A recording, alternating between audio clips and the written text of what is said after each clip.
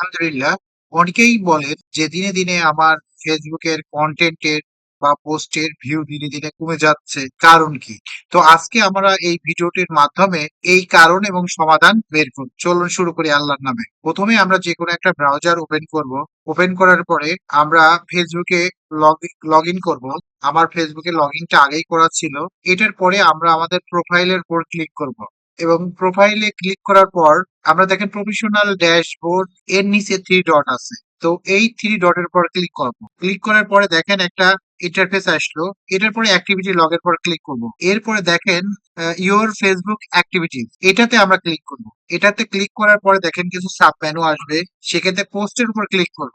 এবং পোস্টের উপর ক্লিক করার সঙ্গে সঙ্গে দেখেন আনসার্টেন কিছু বিষয় আসবে। যেমন পোস্ট হিডেন ফ্রম প্রোফাইল, অর্থাৎ আপনাকে ট্যাগ করা হয়েছে কিছু পোস্ট আপনি নিজেও জানেন না। তো এইখানে গেলে আপনি কিন্তু সেটা পাবেন। তো সেক্ষেত্রে কি করতে হবে? আমাদের এই ট্যাগটাকে রিমুভ করতে হবে এবং এটা রিমুভ করলে আমাদের হচ্ছে ভিউটা বাড়বে। চলুন এই দেখেন এই সমস্ত ব্যক্তিবর্গ আমাকে ট্যাগ করছে। কিন্তু আমি নিজেই জানি না। তো এখানে যাওয়ার পর ভিউ এর উপর ক্লিক করবেন। ভিউ এর উপর ক্লিক করার পরে 3 ডটের উপর ক্লিক করবেন। 3 ডটের উপর ক্লিক করার পর দেখেন এই যে রিমুভ ট্যাগ এইরকম একটা আসবে। তো এই রিমুভ ট্যাগ এর পর ক্লিক করার সঙ্গে সঙ্গেই কিন্তু ওই ট্যাগ থেকে আপনি মুক্ত পেলেন বা আপনার প্রোফাইলটা ট্যাগ মুক্ত হলো।